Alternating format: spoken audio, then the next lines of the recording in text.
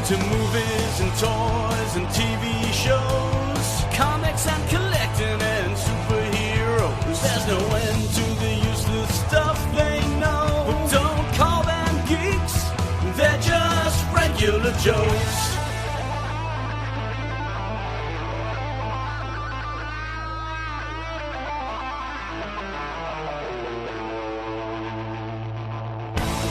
Welcome to the Irregular Joes podcast. I'm Dave Pisani. I'm Barry Kay. I'm Todd Pleasant. I'm Derryl DePriest. And I'm Brian Mix. A very special episode of the Regular Joes podcast. If you listened last week, it is the 100 greatest films of all time. It's just really the definitive list, but it's the five of us who have come up with this list. 8 years in the making. As we do this, it is our 8th anniversary, and we're happy to have some of our oldest friends and one of our newest friends here. Yeah. Great to be here. So strap in, get yourself a drink. It'll be, I hope, 3 to 4 hours. Barry, you have something to say?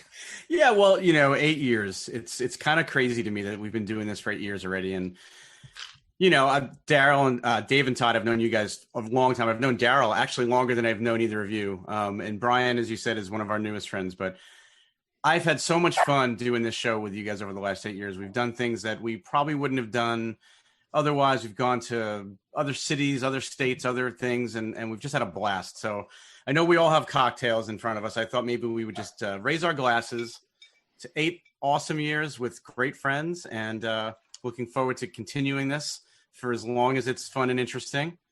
So cheers. Cheers. Well said. Thank you. Cheers. Now we should all talk about what we're actually drinking. Darryl, why don't you go first? Oh, that's right. Darryl built some special cocktails. That's right. I suggested special cocktails, themed festive beverages, I call them to my wife, themed to the show today. So a lot of these, and then the fellas added a couple more, but these are themed to probably the films that you might expect to find in our top 10.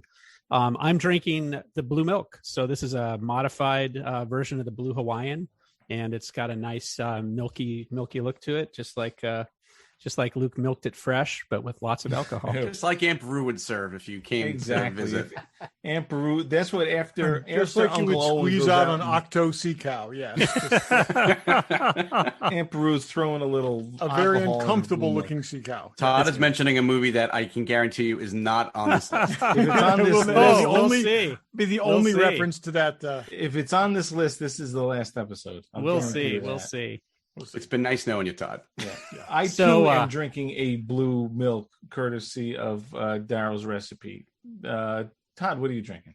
So mine is similar in hue, okay? But I read the ingredients and I thought that was just a little too complicated for me. So I went with the signature drink from one of my favorite films. It will not be in our top 10, 20, 30, so on. But anyways, it is a Caucasian, which was the drink from The Big Lebowski. Okay. Yeah. So a Caucasian Kahlua is a white Russian. Okay. Yeah. So anyways, but to honor 2 films at once, I actually added a little blue food coloring. So I have a blue Caucasian. Blue Caucasian. Nice. This is like a Twilight. That's an Andorian for those who Or an Andorian, yeah. That works. I like that. Brian, what do you drink? I went and got all the ingredients for Darryl's No Time for Love, which is quite good. No, I think that was Dave's. That was me. Dave? Yeah, That I was came up. Dave's No drink. Time for Love. We needed an Indiana Jones drink, so I came up with the quite a few ingredients: lemon juice, ginger beer, grapefruit juice, vodka. It's actually quite good. And you missed my off-the-air joke when I said you have to serve it in a short, round glass. That's But right. That's that right. didn't make it into the show last week. So I that's actually looked up Valentine's cocktails and altered it a little to come up with the No Time for Love, Dr. Jones. good choice. That's actually my second cocktail. So after the blue milk is gone, I'll go to the This fridge. blue milk is super sweet. I need Pull to that get out. Something else in it.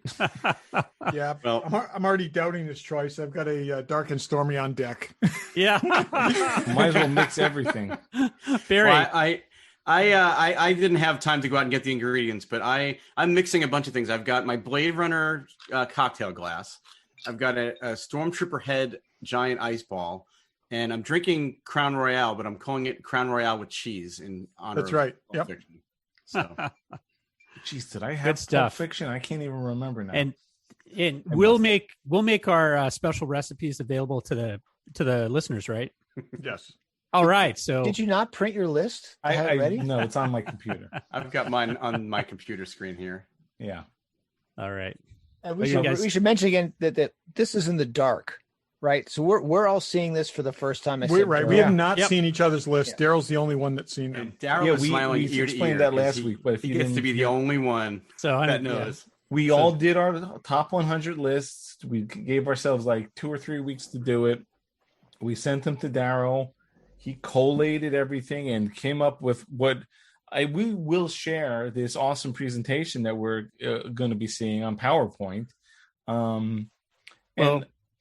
And we might even try to post it on one of our 2 different YouTube channels, because we do have two we'll different see. YouTube channels. It may be an epic fail and just engender just ill will between everybody. If we, it could be a disaster. So maybe that sounds like great podcasting to me. I don't know. Yeah. Yeah. But it's in PowerPoint form. So like Dave was saying, I collected all 5 of our lists, and actually I have a methodology slide here. Why don't I go to the next slide? And we can explain it. So all 5 Joes submitted ranked 100 film lists, and they were supposed to follow the AFA film guidelines to make it easy to sort. One of the Joes, however, did not choose to do that, so I had to go clean up all their entries. Dave, that was you. Oh, it was? He's the one that was insisting we had to do it. Hey, everybody, to Dave. To Dave. Cheers. There were so many films that started with "the," which was supposed to be trailing, but that's okay. It was fine. It was? Yep. Yeah, we all agreed to that. We talked about that, but that's okay. Remember that? We talked about the epic text exchanges. IMDb. I did that on one. I think everybody had The Martian as just The Martian instead of Martian the or whatever. It's okay. I didn't do any of that. Yeah. Nope, I had it as Martian the. I believe I had it as Martian the.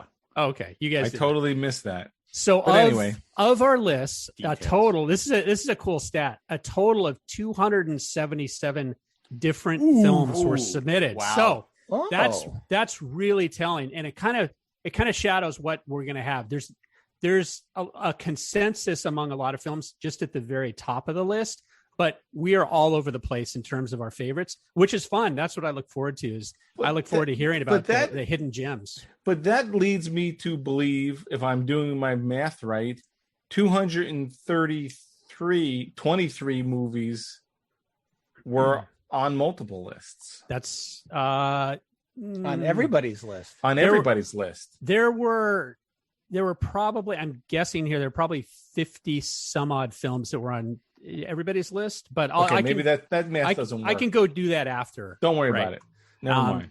There were a bunch of 4s, a bunch of 3s, a bunch of 2s, and a whole lot of 1s. And some of the ones that were only on one of our lists made the top 100 because they were high up enough. Yeah. I'll explain that. So here's how we did it. The films were ranked based on their lowest total score. So what we did was we took everybody's score.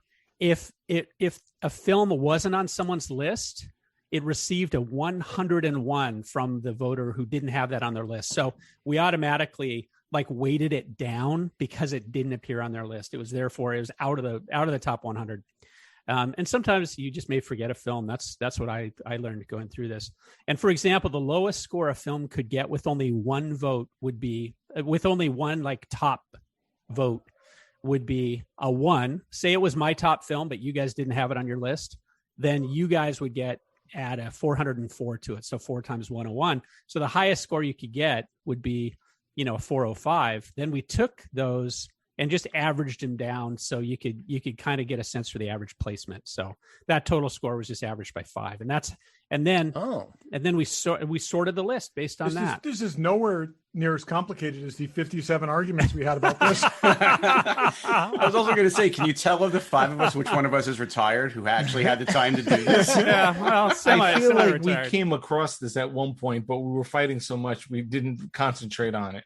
All right, so let's stop listening at that point. So let's get to it. Just one more little fact. So films on only one list, that only one of us had, top out at number 78. So film number 78 is a film that only one of us had. So that's fairly. That's higher than I thought. It's high, and it's because there's another fun fact we'll get to in a second. It's because each of us had films that were in the top 20 that nobody else had. Ooh, interesting. And I'm not surprised at all because we all have our favorites, and I can see that. And we'll get to those. And so that's what happened is we each had top 20 films. In my case, mine was a number 7 on my list. No one else had it, and that's what pushed it up to number 78. And the 2 vote films end at number 47. So there's films where only 2 people had them that actually push higher. But in that case, the 2 people had them very high on the list. So those are fun facts. We'll see that. And if you guys are ready, we'll go ahead and start. That's great. Let's do this. All right. I'm scared. So okay, we haven't explained what we're doing. We're going to count down from 100 up to 1. Right. Yeah. That's what we're going to do. So right now we're going to start. Let's reveal the 100th film, the anecdote. And that's West Side Story. So West Side Story was got 1 vote. It was my number 21 film. I love West Side Story. Natalie Wood, Natalie Wood. I just watched it the other night. See, there you go. It should have been on your list. It's not one of my favorites. It's a little hokey. That's the thing. There's some other facts, too, like maybe a great film. I should also tell people I keep track of every film I've ever watched. So I'm up to 950 films. It's majorly tough to crack into the top 100, even with a modern film. But so that's why I have things like West Side Story and other films in there. So I love West Side Story. Derryl, so just to be clear, is that where you learn the knife fight? Yeah, that's right. Yeah. Before you move off West Side Story, quick anecdote. One of the very first songs I ever recorded, a recorded version of, was a cover. It was a punk rock cover of Maria from my wife when I first met her. I was hoping it wasn't When You're a Jet. Okay. Nice. All right. Remaking that. Spielberg is remaking that. It comes out How do you Christmas. feel about that, Darryl? I don't. It's a film that doesn't need to get remade. In my opinion. Does not. Yep.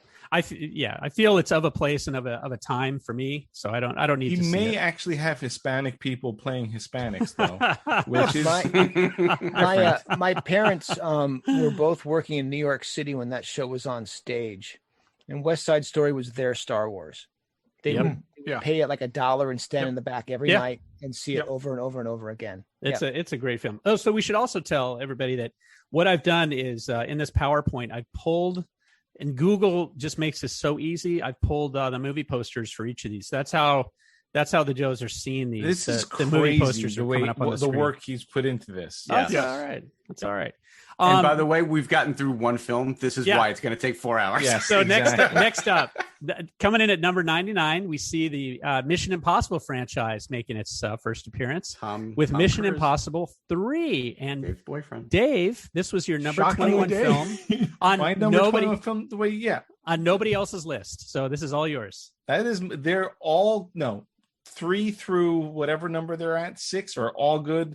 3 is my favorite, directed by J.J. Abrams. I love that. That's your movie. Christmas wrapping movie. I do watch that every year while I'm wrapping Christmas gifts. Dave, remind me, which one is this? Is this the one where he jumps out of a plane or off a building? Wait a minute. No, Brian, this is the one where he runs a lot. With his hands like this. This is the one with Michelle Monaghan, still his wife, and Philip Seymour Hoffman is the bad guy and is an excellent bad guy. Yes, that's when he's like, I'm going to hurt her. As much as I love Tom Cruise, I'm going to kill her. This is a great movie, and if you like action movies, this is one of the better ones. Anyway. So what I'm going to do because of this, and because Brian asked the key question, like which one is this? What does he do? I have gotten the Mission Impossible series on DVD. I'm going to go back and watch them all. I think they're great. So not right now. But not right now. Yeah. 1 and 2 are not good. Oh, by the way, if any of you, I think 1 is great. It's incumbent upon any of you, if you haven't seen one of these, to speak up when the time comes. If the movie comes up you haven't seen, you've got to say, I haven't seen that. Okay. Yeah, that's a good idea, Brian. Good and call. pledged to see it. Yes. All right. All right. We'll see about that. Ready for number 98? Here we go. Suspense. Boom. Logan. And Todd, this is see a trend developing. How crazy is it that it's everyone's number 21 movie? And there's one more of those. We didn't all have a number 21 film that nobody else had, but 4 of us did. It's what's with the number 21? Ooh, that's wild. Blackjack. I think I did as well. my number 21 movie should have been the movie 21, which isn't bad. I like the book. It's a good movie. Yeah, there's something magic about 21. So Todd, what do you love about Logan? Oh, I think it's great. It takes what was good from all the X-Men movies and ties it up in a neat bow without acknowledging all that was bad. I think there's fantastic performances both from Hugh Jackman and from Patrick Stewart. And I just love the film. I agree. I like that movie. I've only seen it once. I liked it, but I find it depressing. That's why I didn't have it on my list. It is. Yeah. I agree, David. Well, it is a capstone to an entire era. And, a lot of eras have been really messy.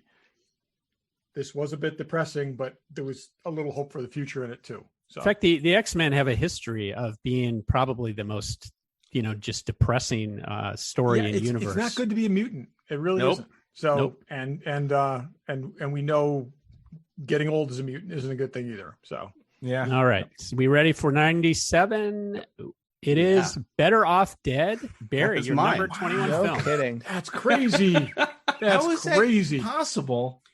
That literally could have been higher on my list. It's math. It's math, people. But the fact that they're all in the 21. I mean, he could have had that at 18. And okay, what I want to see is if this next one is Brian's, because that would just be. Brian's got one coming up soon. I have not seen Better Off Dead. Tell me about it. Do you know the street value of this mountain? It's a and Derryl, if you didn't see it back in the 80s, and I don't know if you would watch it now and think it and have the same feelings for it that I have. I literally just watched this 2 weeks ago with my youngest son for the first time, and he loved it. And he loves you, even though you forced your 80s corn on him. He's heard his brothers talk about it for so long that he wanted to see it. But it's one of John Cusack's first movies. Okay.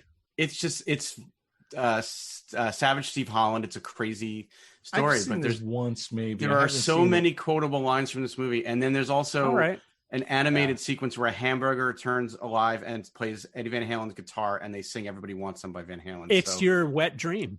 Of course, it's going to be on my list. Is that Ali Sheedy in the movie poster? It's not. It's Diane Franklin.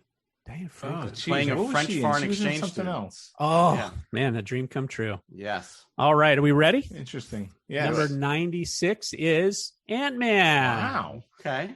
Ant-Man cracks the top. So I don't know if anyone wants to say anything about Ant-Man. I would have thought that would be up higher. Interesting comment. You might want to hold that comment. Let me see if I have anything about Ant-Man. Ant-Man was on 3 lists. That's why it may not be higher. So 2 people did not have it in their top 100. I may have been one of those. It got pushed off at the end. It was on my list. It got pushed off at the end. And it's on mine, but fairly high up on mine. So it was 65 on mine. And what it was on mine. It fluctuated a lot. I love the movie. It just, I've got 100 ahead of it. So I've got so many movies ahead of it. Yeah. So that probably messed up the math a little bit. Just at this point, Guy, when you made your list, how many movies did you have on your list? When you actually, I made my list before I really did sorting, and I had 136.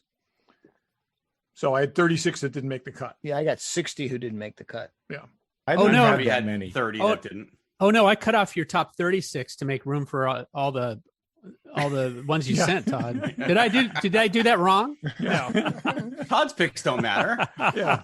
So keep that as a running start to your all-time lists. Yeah. It's fun. All right, we'll go to number 95, which is Joe versus the Volcano. Brian makes it. It's his number 20 film. The only voter. Wow. But high up, clearly. For Joe versus the Volcano. I do love that movie, but not enough to make my 100. Yeah. I may be so. I would have put You've Got Mail before that, but this is far more quotable. And this is quotable. Wherever we go, we're taking these suitcases. It's so many levels. Every time you watch got a brain cloud. You see something new that you hadn't seen before. It is. It is good. I'm such a sucker for period Meg Ryan. She's stunning. And she plays 3 roles in the movie. Yeah. I want to go back and watch it again. I don't know if I've seen all of this, to be honest. I have seen it, but I think I only saw it once. I don't remember anything about it. I do love that movie. So thanks for the prompt, Brian. Yeah. It's great. All right. Coming in at number 94, greatest films of all time, we have Episode 9, The Rise of Skywalker. Really? What do you guys It's think not on about Todd's this? list. It's It is not probably on just my me and list. Barry. It is actually, hold on. Fun fact. Barry's the only one who voted for this. It's his number 19 film. No, I voted for it. Oh, that's not my number 19 film. No, it's not in your top 100 film. It's It's not my number 19 film. Uh-oh. Are you sure, Barry? Controversy. I am positive. Okay. Hold, please. I'm actually looking to see if it made my top 100. Maybe it was my 19. It may have been mine. Hold on. I've got to go to my master. Star Wars, The Rise I don't of think it even Skywalker. made my top 100. I bet it's my top 19 film. The Rise. It is. It's my 19. It's Dave. My bad. It's my Dave. bad. Okay, good. That makes a lot more sense. My bad. Okay. Whoops. Dave's got a Go back for a distortion field second. around that film. It makes No, sense. Barry, Okay. and Barry You know what? didn't want to put it on his list because Todd bitches about it too much. I assumed it was Barry's. Listen, Sorry. if Todd bitched about it, I would put it on my list just to I was just going to say, wait a minute, that would be a selling thing for Barry. So All right. Okay, so it's Dave. So we'll have to go back and fix that before That's we okay. release that to the public. Okay. Oh. So, Dave, did you want to say anything more about Rise of Skywalker? Why it's so high? I like it. I'm sorry. I thought it wrapped up the series well. It's a very good movie. There just wasn't room for it on my list. I like agree. it. I think it is. or in that film. I think it is. I think it is very good. I think it wrapped up the series well. I'm not as high on it. Todd's I think defining as you are, but the sequel trilogy by one piece of shit movie. I think that Well- probably, and I know it would have broken in the one random aimless effort to reconcile the piece of shit movie. But I anyways. think it would have broken the trilogy theme, but it should have been two movies. It was they crammed too much into it. I think I agree. I agree with that. And I think if it had been two movies, I think they could have made it a lot more. I think I'm with Todd. Todd and I have talked offline about this. I do agree with you, Barry, that if they had split it into two, the things I don't like about it are the rushed, frenetic beginning where I'm not romanced by the magic of Star Wars. It's just a hodgepodge race. So I wanted it to slow down and see that. But okay. Going on, number 93, High Plains Drifter. This was only on my list, film number 19. Wow, it's way high on your list. It's way high. I love this film, and this might be impacted by me seeing it at the right time and the right place in my life for the, the kind of, vigilante loner, kind of thing. I love everything. I gotta say, about this I film. didn't end up with one of these westerns. It I is didn't end not. up with one of the Clint Eastwood films because I had like 3 in my list and I couldn't pick one over the others. So none of them crept up out of the. I don't think any of them crept up out of the mire. But Yep. But there are a lot of them are fantastic films. This is a man I think with no they're- name one, right? The Man with No Name. Yeah. I haven't seen this movie in probably 25 years. I'll go find it again. And I have never seen it, so I guess I have to watch it. Oh, And there's I- a lot of. Oh those no, I spaghetti did westerns have are good. one. I had one at 96. So yeah. So I've got one that's higher as well. So that I like better. All right. Number 92 comes in at One Flew Over the Cuckoo's Nest. Oh. Again, this is mine. This is my number 18 Yeah. film. So I've got Great got film. a bunch of these. Awesome film. I don't know if we need to say too much about it because I think everybody knows how incredible this film is. The I book- have not seen book it. and the film. Oh, really? Oh, Interesting. Really? Wow. That's interesting. Ooh, Enough. It was about an insane asylum, and at the time it came out, I did not want to see a movie about an insane asylum, so I never got around to it. Even though it's supposed to be a great film, I just never got around to it. I'm curious if you ever do see it, Brian, how it holds up over time. What you think of it, today? If you can, if you do see it. Yeah, I'm keeping a list of movies I've got to watch, and it's on there. So yeah. Who else is in this? Is Michael Douglas in this? No. Okay, what am I thinking? Anyway, I remember reading about it in Kirk Douglas's autobiography. I thought he developed this movie, and it took years. By the time it got made, he was too old to play the character. He could have been a producer. Yeah. I'm not 100% sure. It's been a while too since I watched it. I've seen it a couple of times. All right, coming in at 91, we have The Day the Earth Stood Still. Yep. And this is Brian, number 18. Really? You're the only voter for The Daily Earth Stood Still. So this is your film. Came close. You're number 18. Came very close. Great classic movie by a classic director in black and white. It still today resonates, especially with the so many people afraid of the other. This is really that film about being afraid of the other and him coming to lay down the law on the earth. It's just a great movie. I had the Keanu Reeves one in my top 10. You did not. Yeah, this is the original, not the new one. Every time I see it when I'm going through channels, I get excited, and then I realize it's the one from 2008. Yeah. And if there's anybody out there, any of the younger crowd who don't like black and white movies, find this movie. It's a great film in black and white. It really is. Yep. I wonder if this is the highest black and white film that we have. We may have another one, but we do have another one. All right, coming in at number 90, we have 20,000 Leagues Under the Sea. And we had a couple voters. I think, Brian, you were in on 20,000 Leagues as well. So we both love it. Again, this is a film that I think probably doesn't hold up well over time. It was a product of when I saw it. And, I love the book. The whole Jules Verne thing is so romantic to me, steampunk ahead of its time. But the movie was great as well. I saw that movie in theaters in one of its probably many re-releases. I know I didn't see it in the original release, obviously, but yeah, I loved it as a kid. I'm with you. I think I had seen it in a long time, probably 20 years ago, and said, not as good as I remember. It's kind of long in modern day movie parlance, but you saw it as a kid. I mean, it made me become a scuba diver. It's such a great. I actually like those slower moments. When you can really. You feel the weight of what Nemo is feeling. It's cool. And Dave, if you love Kirk Douglas, this is a treat for you, man. With the sea shanty. I've seen it, and I don't love Kirk Douglas. But I actually just read his autobiography because I didn't have anything else to read. But Brian, tell us what's in your bedroom. Oh, wait a minute. Whoa. Clarify. Narrow that down. When I was at Brian's house, he invited me to his bedroom. Let's talk about it. Did he touch you? Show us on the puppet where he touched you. This is no. There was there used to be a Disney World ride, which was 20,000 Leagues Under the Sea. The submarine ride was 20,000 Leagues Under the Sea themed, and when they disassembled that ride, some people were able to get a hold of parts and sell them on the internet, and I bought them. So I have the porthole you used to look through. Oh, man. And the seat, the fold down seat you used to sit on. So I installed those in the little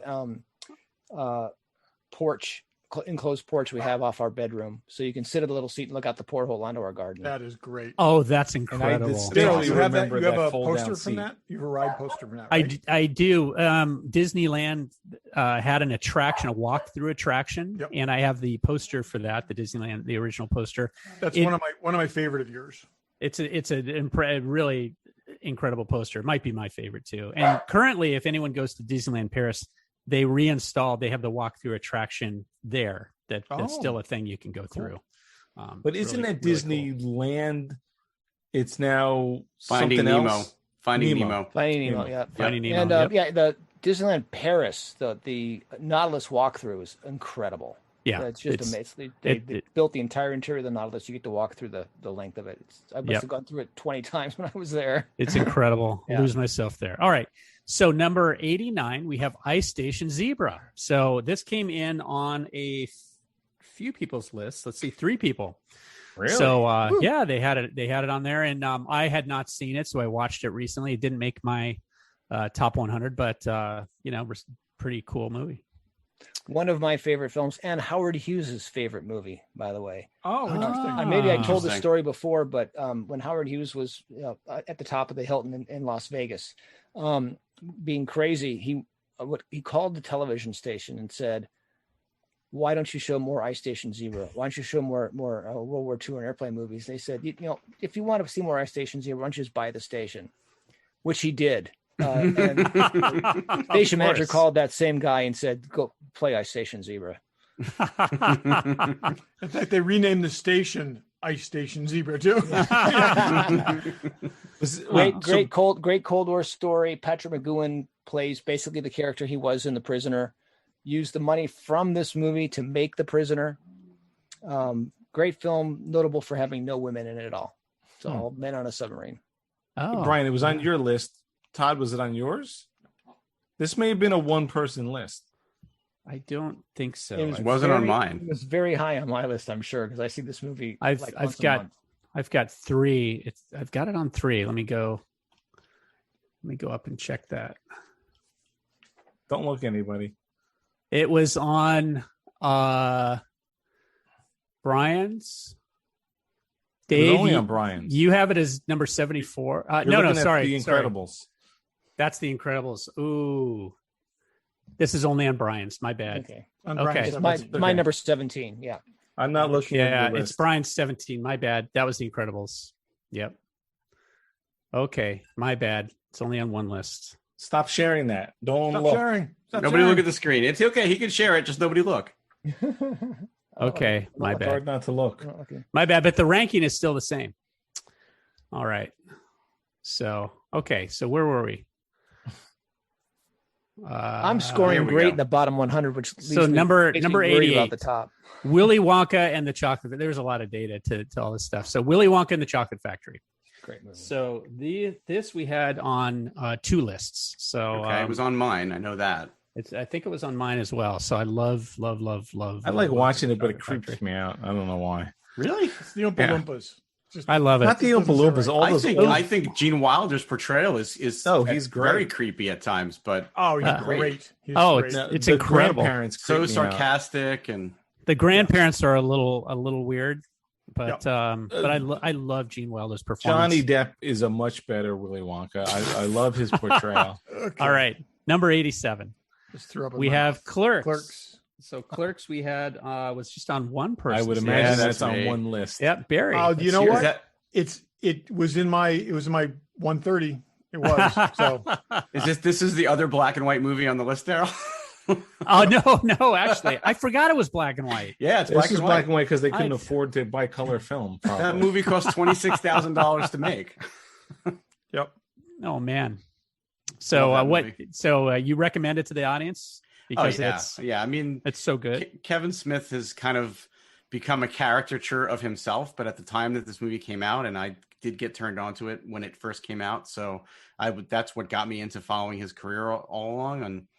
And this movie completely spoke to me as a person. I worked in a deli as a teenager. All the Star Wars references in it, all the humor, it was exactly me. It's a Barry movie. Yeah, exactly. Totally. But it is great. And I got to say, for what it is, it's great. There's actually one line from this that I got to say, I probably quote like at least once every 6 months. And this would be a great job if not for the customers. Oh, yeah. I say that all the time, too. Yep. Amongst a million other things I quote from that movie. Yep. All right. Okay. Next, coming in at number 86, we have Casino Royale. Casino Royale, we had 2 people voting for that. So a great Bond film. I know it was on my list. I think it's on mine. It could be as much as I love the old ones, it could be the best Bond film there is. Okay. I do like others better, but just because it's more in the modern era, it tells a great story. It really digs into who Bond is, even more so than I had it on my any list. of the old ones. Yep, it is on my list. All right. Okay. Number 85 is This Is Spinal Tap. Excellent. Love that movie. This was on 3 lists. So pretty good taste, people. Pretty widely loved. Yep. I was fortunate enough to see it right before COVID with a interview and performance by the original members afterwards. Just fantastic. Wow. Not that long ago. That's sweet. Yeah. I had a person I work with talk about turning it up to 11. And I went, that's great. That's from Spinal Tap. And they said, it's from what? I said, Spinal Tap. Turn up. I use that at least every 2 weeks. So I'm just saying. I love it. He knew the phrase, did not know it came from. Yeah. the movie. Oh yeah. No, it's become. So funny. It is. Yeah. Yes. Yeah. Yep. Absolutely brilliant film, and the mockumentary has been done many times. Never as well. And by a lot of the same creators. I love all their work. But like I said, even the best ones have not measured up to this. Yep. I think the difference was Rob Reiner. Yeah. Exactly. One of his first movies too. The scene in the tunnel under the stadium. It's just we quote that all. We put that in every. I know. Every regular Joes every year at the convention. Every convention. Hello, Cleveland. Hello, Cleveland. I say that every other day. All right. Coming in at number 84, I admit I was surprised to see this here because it's a film I haven't seen. Maybe I should. But Watchmen. Oh my God, yes. Watchmen, 2009. We had 2 voters for this. And we know who those are. Very highly. Raise your hand, Todd. It was the 2 of us. Yep. So if you guys recommend it, I'll watch it. So you've obviously read the comics, right, Derryl? I love the comics so much so, Barry, and I've read them several times. I didn't want to be disappointed. And I did hear it's a very, very faithful adaptation. It is as faithful as it possibly could be, yeah. And that is the principal criticism you'll hear of this film. Okay. The only thing, I mean, they changed something at the very end, which I understand why they changed it, but because it would have been hokey. Yeah.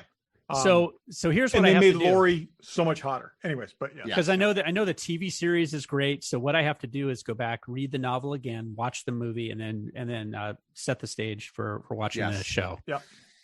All right. Someone will have to get me the show.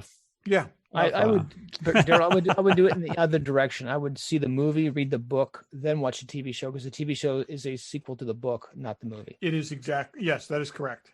Yep. TV show is a sequel to the book. Okay. And I'll tell you, there's been follow-up books. There was this movie. The TV show is the best companion to the original. 100% produced. It's got it. It's fantastic standalone. And the TV show gets right what the movie got wrong. Absolutely. The ending. Yeah. Yep. Okay, great. Next we have, coming in at number 83, Star Wars Episode 1, The Phantom Menace. Really? Me and Barry, no doubt. Yeah. I do like Phantom Menace, not in my top 100. I think there's good stuff to it. I love pod racing, man. So I think that there's pod racing. There's that era of being a Star Wars fan, being a collector, all of that. Yeah, it was just something magical about that whole time period of the place and of the time. Yeah, I think that movie, we've talked about this, it has a lot of flaws, but I do think there are a few elements that is the best of any Star Wars. The Duel of the Fates lightsaber fight is one of the best thing in all of Star Wars. It is absolutely true. I'm with you. In every version of that film that I've owned, I have watched that scene more than any. And it's one of those things like, anytime I set up a TV or a TV system, like our theater and stuff, that is the scene I play. Let me give you a little fun fact about the Phantom Menace. And I have a book coming out. It's about 18 months late. You guys may know that. May have heard of this. Some of us may have pre-ordered it. Thank you. The extent to which we fact-checked this book is insane. For example, in my notes I had from Hasbro, we did a Padme or a Queen Amidala figure from this movie that I had in my notes back when I was at Hasbro and recommended it. I said, it appears in 2 scenes. Well, that made it into the book. Like we picked it because it appeared in 2 scenes. I had to go fact check my own work. The only way to fact check it was to watch the movie again. And I sat down and watched it. This was, a couple months ago, and I loved it. I just love watching the movie from front to back. So anyway, quick factoid. So coming in at number 82, The Abyss. All right, this was. I don't know that I have that on my list. I like it a lot. Barry, it's your number 11 film. Yeah, I wow. love this movie. I'm going to ashamedly admit I have not seen The Abyss. All right. Well, what I will recommend is if you're going to watch it, only watch the director's cut. Okay. The theatrical cut was cut down to the point where they took an entire plot line out, which really was critical to the story. And I've never seen a director's cut, and I cannot fathom. No pun intended.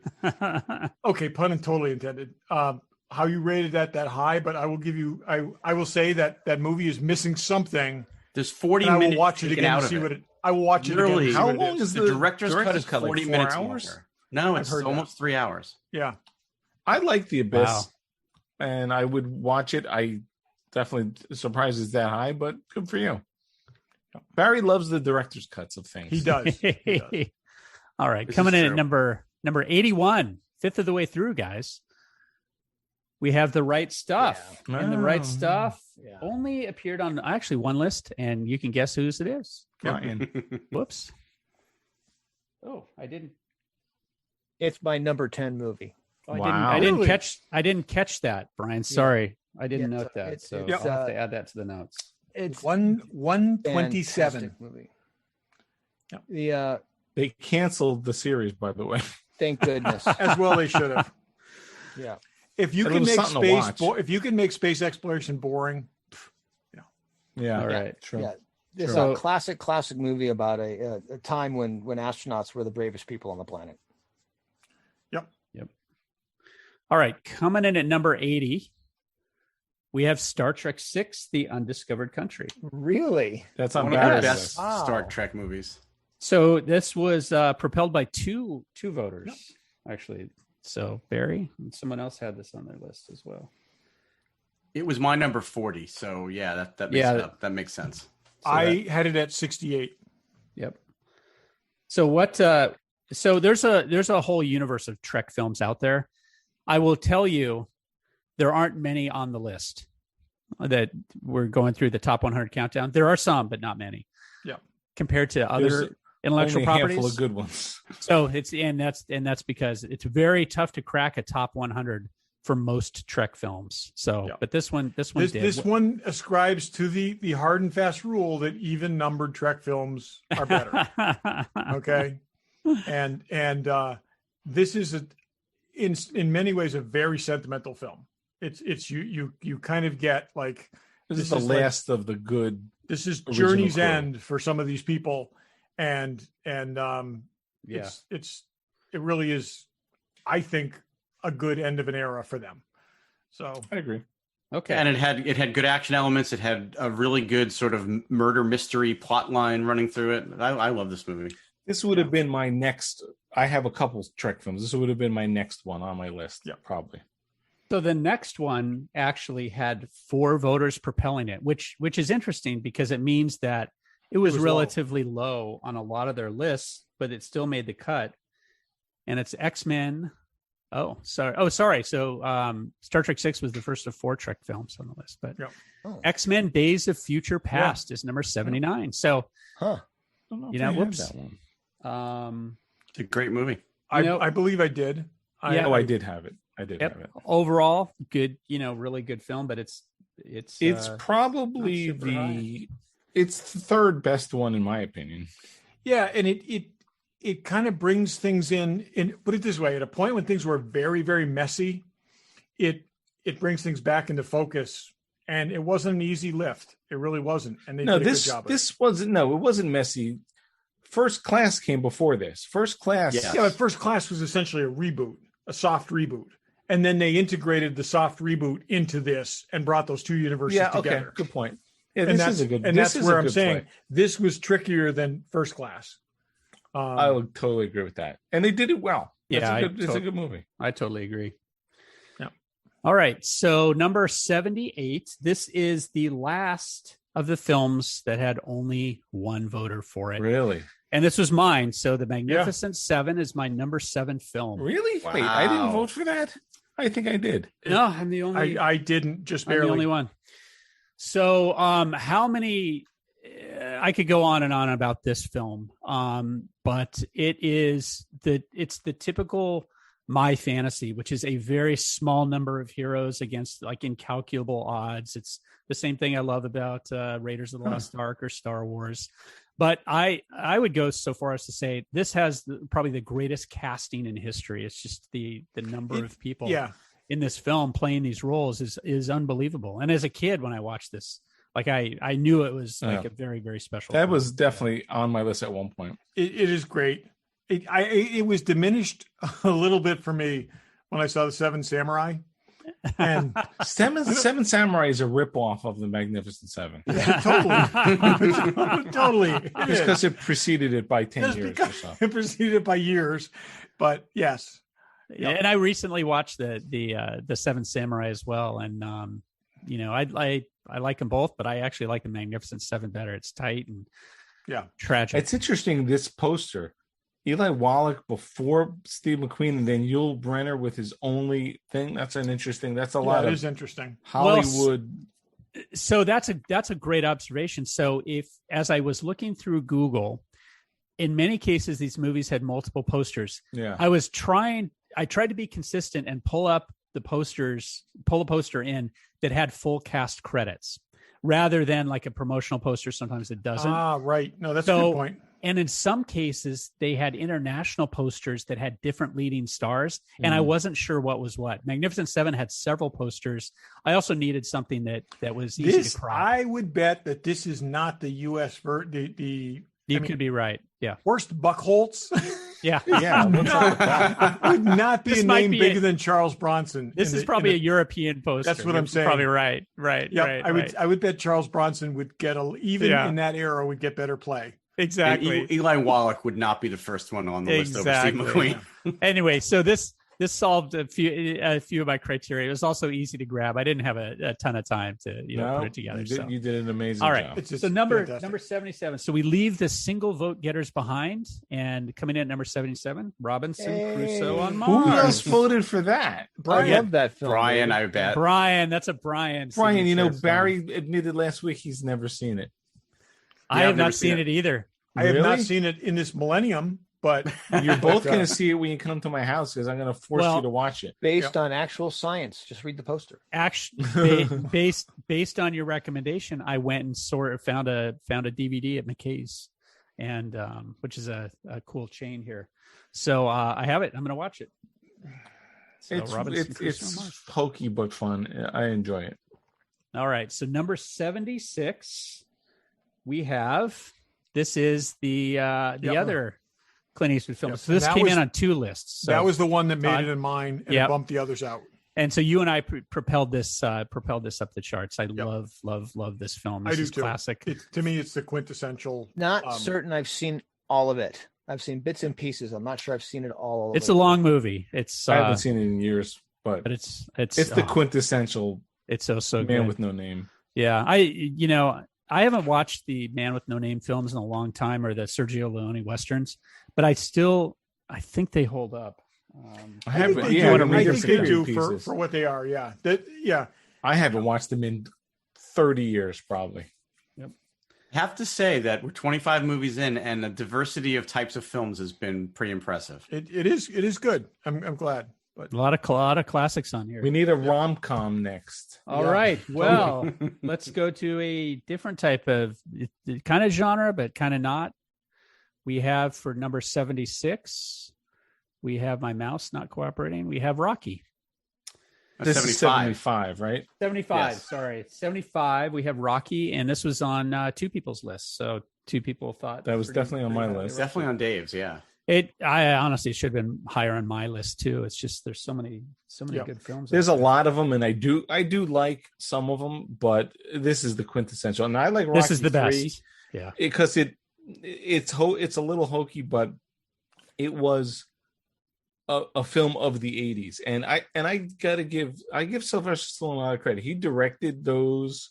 This thing is a tour de force. I mean, there's no. I'm not even saying this. I'm saying Rocky 3. He directed, but he actually directs really well. He does a good job, but Rocky's a classic. Have any of you been to that spot in Philadelphia? I've run up those steps. I have both run up the steps and I've done the Rocky pose. But have you punched meat? Yeah, I have not punched meat, but I made sure Mark, when he was old enough, ran up the steps with me. Adrian. Yeah. Now I'm at the point where I can't run him up. He has to carry me up. All right, so let me tell you I about. will tell you, Dave, there are great Rocky references in the next Andy Weir book. So, oh, really? Cool. Ooh. All right, let me tell you about the beauty of this list, the surreal kind of sublime beauty of it. Sandwiched in between two phenomenal films that everyone would head nod and acknowledge are fantastic, you get Gotta be one of Barry's Buckaroo Bonsai. No. So, Brian, you and I think we probably both watched this, downtown in San Diego at the Valley Circle. That's right. At the Valley Circle. So this is a film of just the right time for me. I love everything about this film. God, don't go back, people. Don't go back. But it just got squeezed out on mine. Oh, it's another infinitely quotable movie. Oh, so quotable. Oh, so many great quotes. I love it. Oh, I love it. Wait, let me ask you a question. So there are no more single person movies. Correct. So from now on, we have at least two voters for each. Yep. I would have thought Willow would have showed up at some point. Could be more. It wasn't high enough on my list to force it into the top 100. Apparently. So it's on my list. God damn it! So Dave, the cutoff. It had to be 21 or higher on a single person's list to make the cut. Well, I thought Barry had it at 2. Do you want me to admit what number I had it at? Or are we saving that? We're saving that for another show. Future show. So, Buckaroo Bonsai, still talking, yeah. Across the Eighth Dimension. Yep. We never got another one, but it's too late. Yeah. They were talking about sequels to that for years, up until not even that long ago. It didn't make enough money at the box office. No, it didn't. And even though it got tied up in really bad rights problems. Oh, the movie got into all kinds of money problems, so they're selling out percentage of profits to bunches of saying, no, it's yours. No, it's I think Kevin Smith was actually attached to it for a while and being asked to direct the sequel. I'm not surprised. That's why the Blu-ray took forever to come out, because they couldn't get all the rights people together to agree. Yeah. So it was I can't wait to watch this film again now. Buckaroo Bonsai. So the absurdity is Buckaroo Bonsai is sandwiched between Rocky and our number 73 film, which is Lawrence of Arabia. And two of us had it on it. Todd, it might have been you and myself. Yep. So love that film. It's one of my favorite films ever. Love it. Film. I can't wait to watch it again. So it's been a while. Did you guys first see this movie in a theater or on a television? I saw it on I watched it on VHS. Not in the movie theater. I saw it at the Ziegfeld in Manhattan. I saw it first in the theater. I have seen it on a big screen. Yeah. I've seen it pretty much every format. But I've never seen it. I did not care for this movie, and my wife tells me it's because you haven't seen it on the big screen. And it's really, I got to tell you, I in college, I was in a film class, and I got the job of running the films. So I get paid $12 an hour to run the films. So I saw every film that we saw in class. How many reels is Lawrence of Arabia? I saw every film we saw in class 6 times. Wow. And there's certain films that are just indelibly burned in my head. But I saw Lawrence of Arabia 6 times in a week. And it is unbelievable. But sitting there and just watching that play out across the whole, that is the widescreen film of all widescreen films. And if your experience is on television, you've been robbed. Yep. Yeah. I just got a Blu-ray to rewatch to watch this. They reissued it, or I think they restored it and played it at the Ziegfeld. God knows when that was, and I went to see it. So it was probably on the biggest screen available in Manhattan at the time. Yeah, I need to see that movie. I've never seen it. Beautiful. Oh yeah, definitely watch it. Curious to see what you think, Barry. It's interesting. There's a number of films from that class that are on my list that are just burned into my brain. Just burned into your head, yeah. If you have a classic movie theater place in your neighborhood or in your state, keep your eyes open. There is a 70mm print of this movie, brand new, that's making the rounds. Wow. Yeah. I have a local theater that I can rent. So I may do that. That may be my next group watch. So all right. Next we have another classic coming in at number 72. It's The Godfather. So The Godfather, we had it was on 3 of our lists. Yes, it was. So, yes, and deservedly so. Phenomenal film. Yep. All right. Number 71, we have The Usual Suspects. So this was on 2 of our lists. I know it's on mine. Very high. Did you? High. So I bumped that. Okay, So did I. It should be on my list, but it was on my list it's also. definitely up there. I didn't have it. It was in the 80s on my list, so I made it, but not super high. But I love that movie. I think I brought it up. Yeah, I love that my movie. last 100 were my last 10 were ugly, I got to say. This is another one of those movies that I know I did not see the ending coming at all. No, and you shouldn't have. You shouldn't have. And this is one of those classic that The Sixth Sense, those movies, and those two things they go together perfectly in that completely different films, but sculpted beautifully in such a way that you were misdirected and feel, but it's totally justified. They didn't cheat. They didn't cheat anything in this film. They laid everything out for you. You just didn't pick up the pieces. It's just hard to watch a Kevin Spacey movie now. It is, and that might be what killed it for me. That's Derryl, did I not give you a 95? Did I leave 95 blank? Now you're figuring. No. I think you. Okay, good. I think it was. I might be looking at my second from last version of the list. 95 is empty because there was a lot of jockeying for that slot. You were reserved. Okay. I won't get into the strategy of your 90 list making and leaving number 95 blank, but okay. All right. Next we have number 70 is Goodfellas. So another kind of crime family film to 2 voters for Goodfellas. Yep. So classic. Very close to my 100. Not much you can say. It's just great. So when I originally wrote kind of the title of this presentation, I said the 100 greatest films of all time with an asterisk. It's like mostly films from the 1970s on, and mostly a lot of genre films. Yeah, well, hey, it is what it is. But we do have a lot of classics in there, and but this is a real classic that's on there. So yes, coming in at number 69, we have the original War of the Worlds. 3 of us had it on. Not the Tom Cruise one. Cruise one. No, not the Tom Cruise I know one. the 3 are. So, Todd, you want to talk about this? I love this. I think it's probably the best version of this film. It's a best adaptation of this on film. They reimagined it for that era. They tied into the kind of paranoia of the 1950s really well. Yeah. Slow walkers, even though I love the walkers, wouldn't have worked. The menace of this, it's brilliant. It works really well. Brilliant. It's very much a picture of its time. You got to look at it in the context of its time, but it's terrific. It's absolutely terrific. Yep. Brian, you had this as well, right? I did. And it's, even though it was made in 1955, it was way ahead of its time. I think it feels like a 60s movie. It was 20 years ahead of its time. Totally does. In a million years. I don't know if I've ever seen this version, to be honest with you. No, you got to see it, Barry. The Greg Strange's 1980s series War of the Worlds was a direct successor to this, and actually used flashbacks from this scene, from this film in that TV series. The TV series was terrible, but I watched every episode because of that link, because I just loved it so much. Yeah. Great. So coming in at number 67, number 68. To jump in for a second. I believe that movie was directed by the same person who directed Robinson Crusoe on Mars. Which one? War of the Worlds? War of the Worlds. I didn't realize George Powell directed that. No, wait. Who's Byron Haskin? He's on the poster there. Oh, it's produced. Is that produced by George Powell? Oh, okay. It's produced by George Powell. Yeah. And he uses the same props in the movie. I'm just double checking. I will say anything produced by George Powell is pretty much directed by George Powell. Yeah. Yeah, he did. He used the props. What was that referenced in guys? I don't know.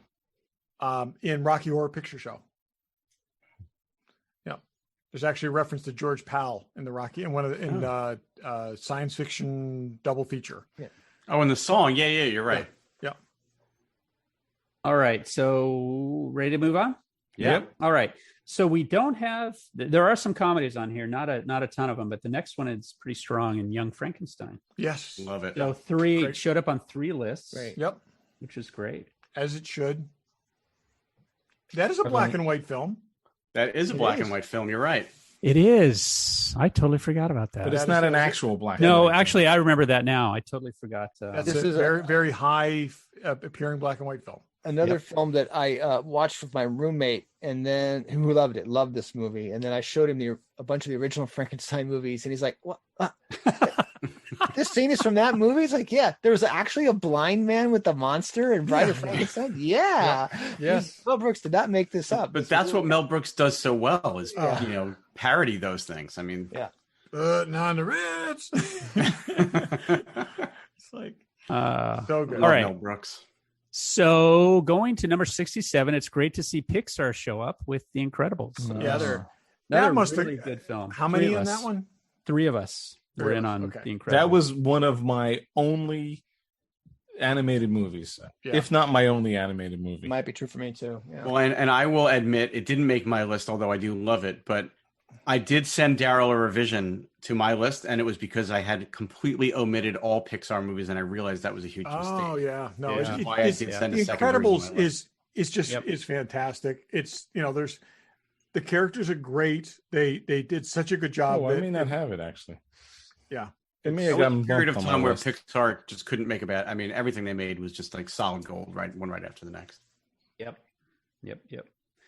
Great film. So coming in at number 66. So Dave, you said we need a rom-com. This is our highest rated rom-com one. And I know you watch it every New Year's Eve. And New Year's Eve. Yep. That you could watch this movie all the time. It's great. It is so great. good. It's very much of its era, but it's great. It's very 80s, but there's some classics. It's just classic. And I Carrie love Fisher's in it. And you get Carrie Fisher. Carrie Fisher looks great in it. Peak Meg Ryan, and Billy Crystal is peak Billy. Oh, it's just so good. And It's Rob just Reiner great. at his peak of his career as well. Again, another Yep. Rob Reiner. And I found there are a number of like Rob Reiner films that just showed up on my list. Yeah. Yep. I'll have Without Bruno even Kirby's thinking good in about that too. Rob Bruno Reiner's Kirby's mom, great. one of the most enduring the most famous lines in history. I'll have. Oh yeah, have oh, what but she's having. And you watch that today, and I wish more people had the courage to just do scenes like that. It's just phenomenal, right? All right. So it's funny to follow When Harry Met Sally with our film number 65, which is 2001: A Space Odyssey. Talk about going from rom-com to Snorefest. I can't believe you film. cretins did not vote this movie higher. It's I voted at absolutely all. brilliant. And, I didn't and either. I don't like it. My 16-year-old son thinks this is one of the greatest movies ever made. Like I don't know where. and came he from. has very good taste. He's right. Yeah. You guys. It may be one of the only films I've never finished. I just couldn't finish. I could see that. But it is followed by a classic that two of us like very much, which is Batman. Yes. 1989's Batman just nudges out 2001: A Space Odyssey on the greatest, the best films Batman movie. Yeah, it's so good. Oh well, I don't know, Brian, Best but Batman it is. movie. It is very. Oh my very god. good. Oh my god, no. It was on my the list best, for a while. but very good. Yes. Yeah. And bumped off, I've but said it this was. before. I didn't like it even before I hated Tim Burton. Let me tell you, you didn't like it even before. To me, I think I've said this on a prior show. Not only do I find this movie great, love, Should have been called The Joker. Anyway, go ahead.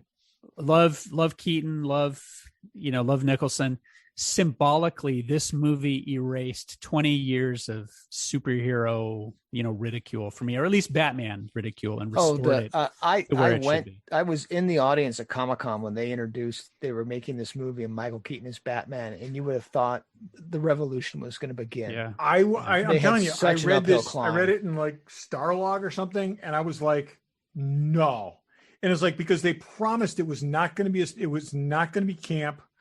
And then they said Michael Keaton, and I was like, and that's I think my Mr. thing Mom. Right in off of seeing Beetlejuice. this film, walking out of this film, and being like, holy shit!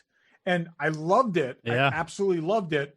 And what they did was, I think they did a brilliant job with it. They totally reimagined the character, and the effect of this film. I mean, there's two things. It's The Dark Knight Returns and this film have shaped the Batman that we have seen ever since then. Yep, absolutely. Yep. So, yeah. All right. So that's number 64. For number 63, we have our first and only, I think, Harry Potter and the Sorcerer's Stone. So I think we were talking about Harry Potter in some of the pre-show a couple times ago.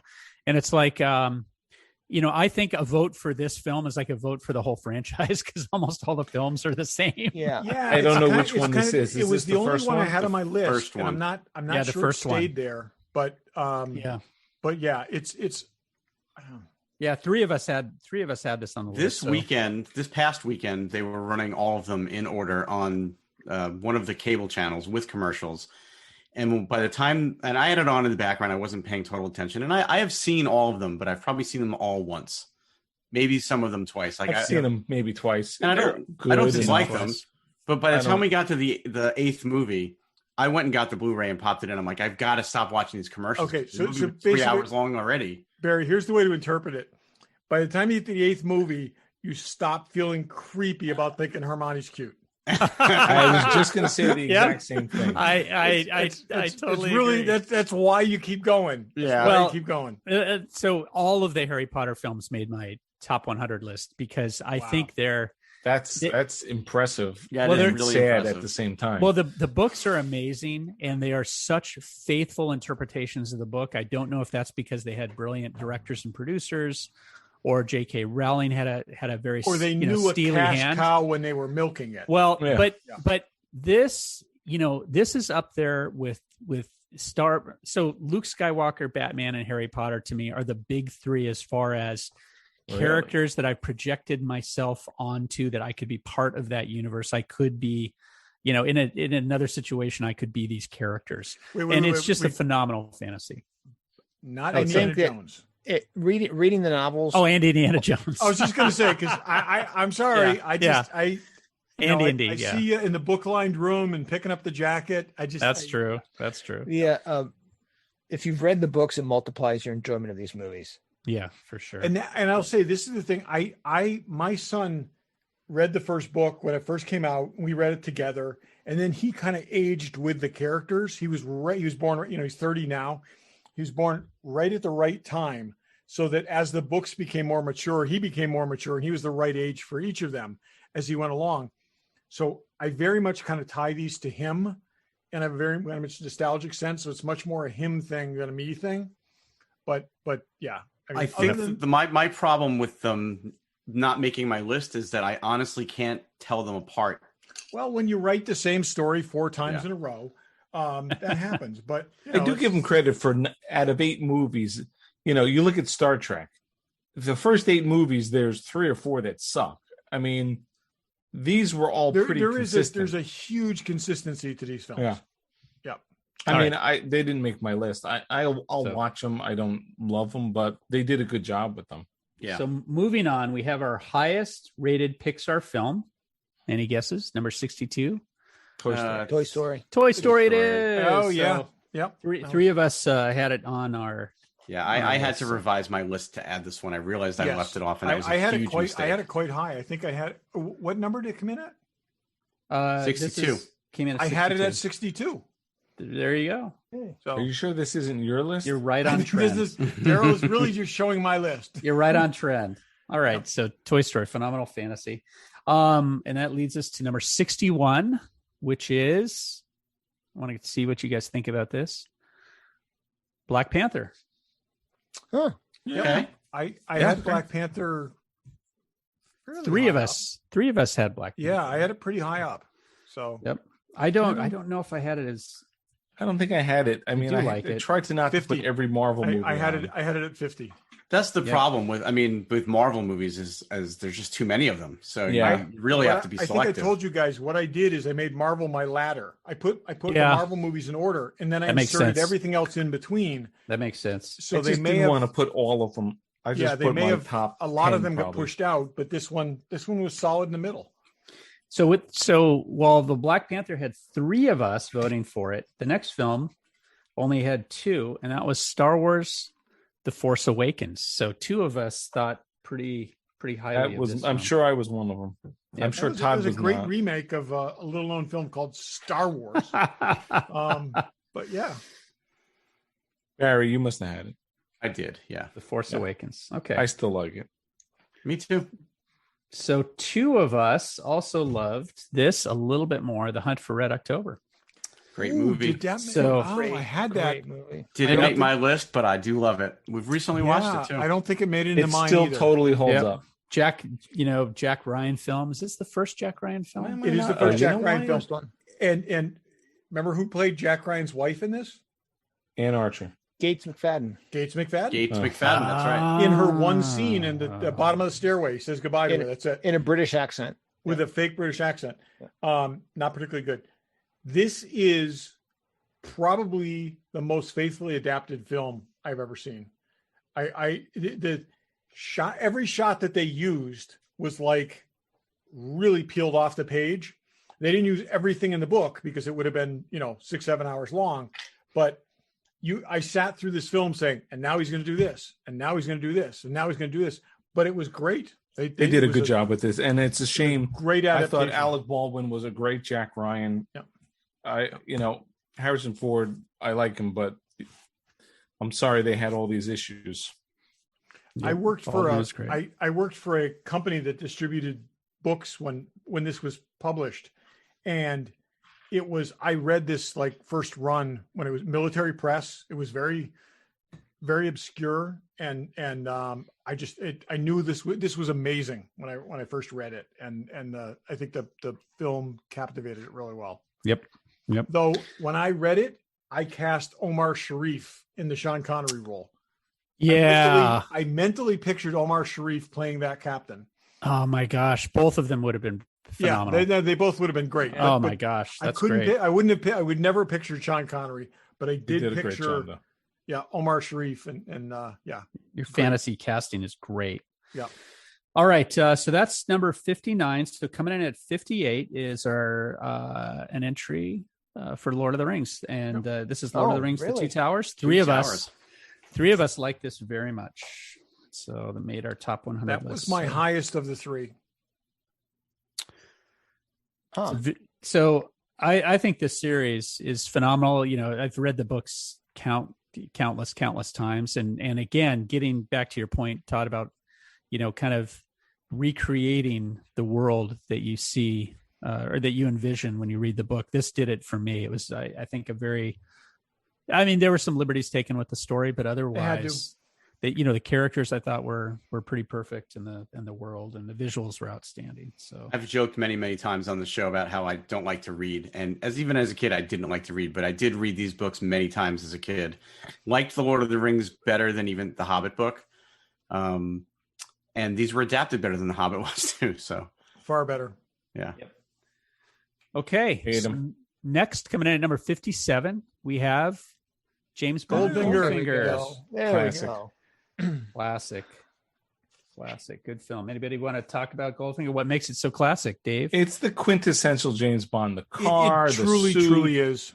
the bad guy, the blazer, the sort of mid-century modern layer. It's got all the elements. While it's not my favorite, it is the quintessential James Bond. I agree entirely. Yep. And the classic quote from this movie. No, Mr. Jones. No, Mr. Bond. I expect you to die. You really expect me to talk? No, Mr. Bond. I expect you to die. I expect to die. So good. It's so good. It's like it is so good. So recently, I was talking to Todd about this. Recently, I decided to watch all the Bond films from first film to the modern film, and something about a lot of the first Bond films, they're cheesy. The editing is just horrible and atrocious. Then you get to Goldfinger and you kind of watch and go, wow, that they really polished this franchise. They really nailed it. Like everything was kind of brought to bear here. It's a very solid. Goldfinger is when it became its own thing. Yeah. Okay. Exactly. Prior to that, they were trying to mimic the style of the books much more. The From Russia with Love was very much a faithful adaptation of the book. Yeah. But other ones that kind of play back boring, and forth. Dr. No, people love that movie, but it's not for the movies. But exactly, and that's it. But it's not. It's a great adaptation of a book, but it's not a visual experience the way Dr. No is. And the scenes in Dr. No just play so beautifully one into another. Yep. It's a great film. And this was the only Bond film that was on my list, and it hung in for a long time, but it ended up being knocked off. Yeah. Oh, really? Yeah. So, and I will say, most importantly, if not for this film, we would have never had Emma Peel. Ooh, yeah. Yep. Because she got the job in the Avengers because Diana Rigg. Yeah. Because what's her name left to do this film? So. Yes. What's her name? Honor Blackman. Honor Blackman left to do this film. Diana Rigg got her spot on the Avengers, and then ultimately got to marry Bond 3 years later. 4 years later. Get shot in the head. Yeah. Figure that out, and then get shot in the head. Hey, spoilers! It's just that. Oh, damn spoilers! No, I read that. I also love the Spy Who Loved Me.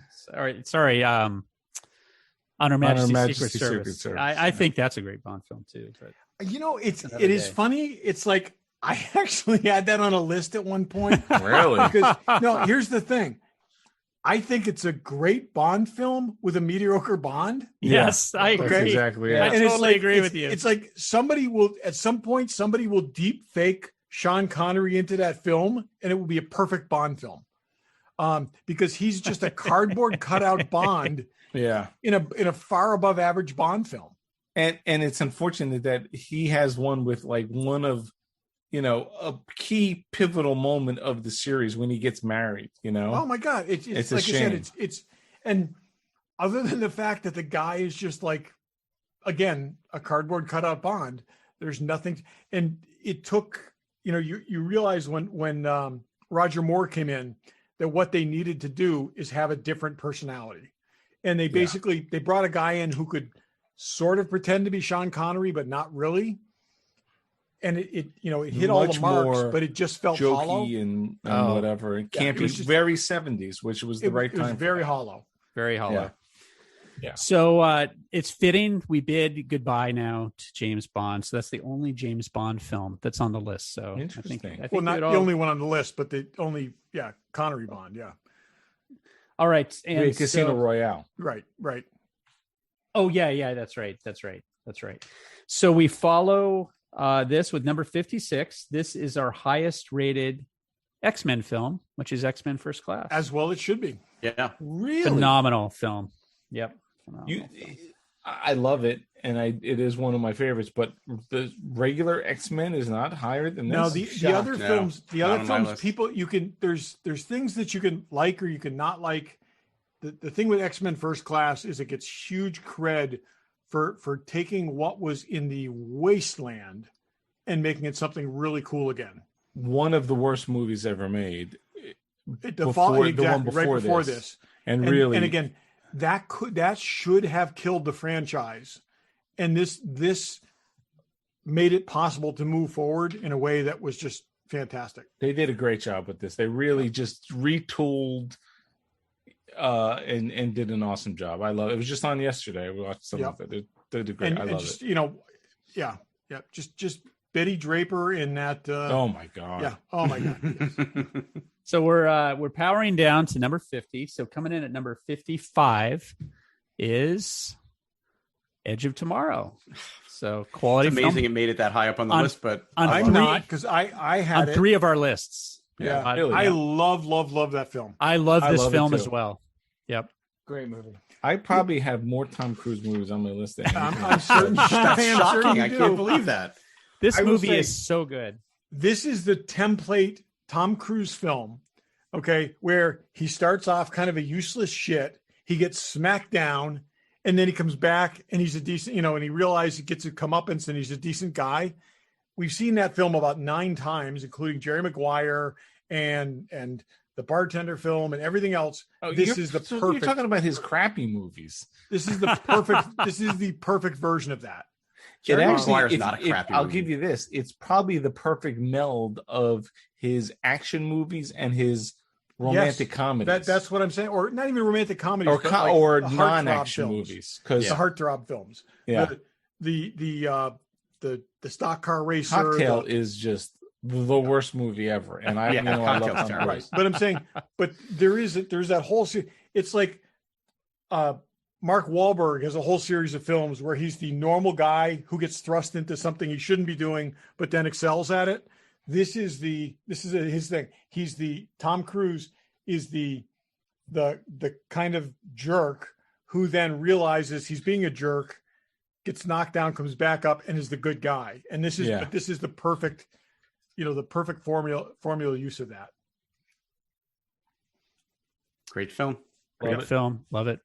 All right, number 54 is our next Star Trek film, Star Trek First Contact. 2 people voted this, and obviously they voted it pretty Very high up. They think I had it high up. It's my second favorite Star Trek movie. I think I agree with you on that, Dave. Wow. Yeah, I think I did love The Next Generation. This was pulled out all the good elements of Next Gen and put it into a movie. Yeah. Jonathan Frakes directed, did an amazing job. Yeah. If I had to pick 2, this and another one. And another one. Same here. Those are my 2 highest, and yep.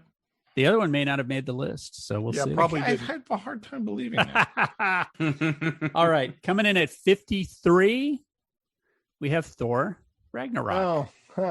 So three of our lists had. I love this film. I can't imagine why it's not higher on people's lists because there's 22 other many Marvel movies. It's 22 others, but you know what?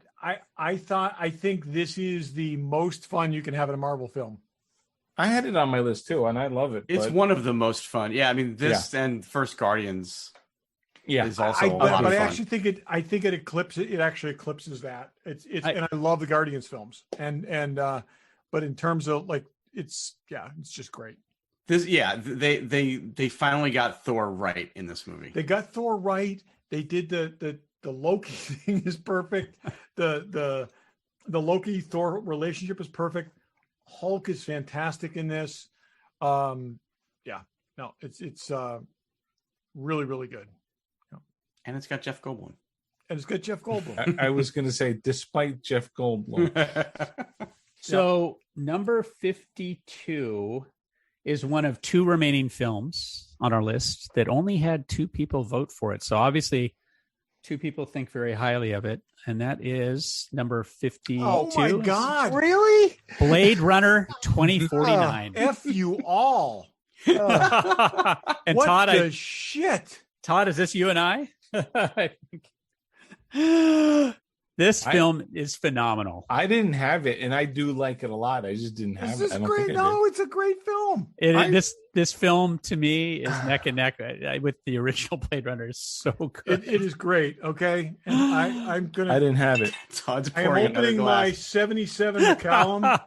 Okay, that I was going to save for Star Trek. Todd's drinking already. Todd, you and I agree on so much, but not this movie. Todd, I despise this movie. Really? The story makes no sense. I like this movie. The characters are unlikable. It is great. Wow. It references the original without in any way diminishing it. Precisely. Yeah. I agree. Well, Brian, we'll talk about this. And I should have had it on my list. The next one we all agree on, our film coming in at number 51. The Toyminator. Is this the first one that was on everyone's list? No, this is the 4. This is only on 4 lists. I don't think I put it on a list. Oh, it's online. What's wrong with you? I did put Terminator 2 very high up, but this is classic. You can't have one without the other. I disagree. Clearly. Well, you literally can't have Terminator 2 without this movie. But No, it's so 80s. It's so okay. I will say it is bizarre how high Terminator 2 is on my list for my not having Terminator. I wish that they would re-edit this with with, I hate to say better music because the music is of the 80s, but it's does hard not, to listen to now. It does not hold up for me. Parts of it doesn't hold up. Yeah. It's funny. Any of the parts that are not either Sarah Connor, Kyle, or the Terminator, like the girl, the roommate, and all that music, and even the tech noir. I've been to that bar not that long ago because it's sort of a 80s throwback bar. So those still exist.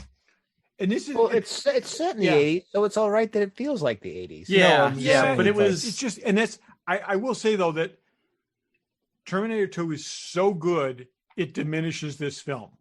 But this is sort of like, this started an era to me. But it's also James Cameron finding his footing. You can see that he's going to go places, but it wasn't all quite there yet. Not quite, but I will say I almost put this the same way I put Road Warrior and Mad Max, where it was a stepping stone for something so much greater than it was. Yeah. This is better than Mad Max is to Road Warrior. No, they're not direct comparisons. But I'm just saying, if you say Terminator to Terminator 2, Mad Max to Road Warrior, there's night and day. No, they are night and day, but I'm saying still, it's like my affinity for Terminator now is that it is the stepping stone to Terminator 2. I think it's really the stepping stone for Terminator Dark Fate, which is the best of the series. The best of the series by far. Without question. Oh my God, let it go. That movie sucks. It's awesome. All right, okay. So we're halfway. We're halfway through. We're halfway. So we've gone through 51 movies. Have we come to any movie that's like a serious cliffhanger? Because I hate cliffhangers. Doesn't matter if you answer that, because guess what, people? We're ending the show. You're going to have to tune in next week for 50 to number 1. Sorry, no one loves a cliffhanger, but it is what it is. We're already gone almost an hour and a half. Just call it anticipation instead of cliffhanger. That's right. You'll notice the movie Cliffhanger is not on our list. I had it on my list. We're going to keep going, but you're going to have to wait a week to catch up with us. It was 97 on my list. This is true. For us, we're just going to keep rolling into the evening, but for you guys, it'll be next week. We're going to give you a chance to sleep a little bit. So yeah. Right. So if anything major happens in pop culture and you're wondering why we're not talking about it, it's because we actually recorded this a week ago. Exactly. Or 2 weeks ago, what depending on how it goes. Like they announced God knows what. I don't know. We'll have to do a new intro if that happens. But it won't happen. We could do that. Yes, exactly. We have the ability to. But okay, tune in next week for movies 50 to number 1. And thanks for listening. Thanks for listening. Thanks for listening. Thanks for listening. Thanks for listening.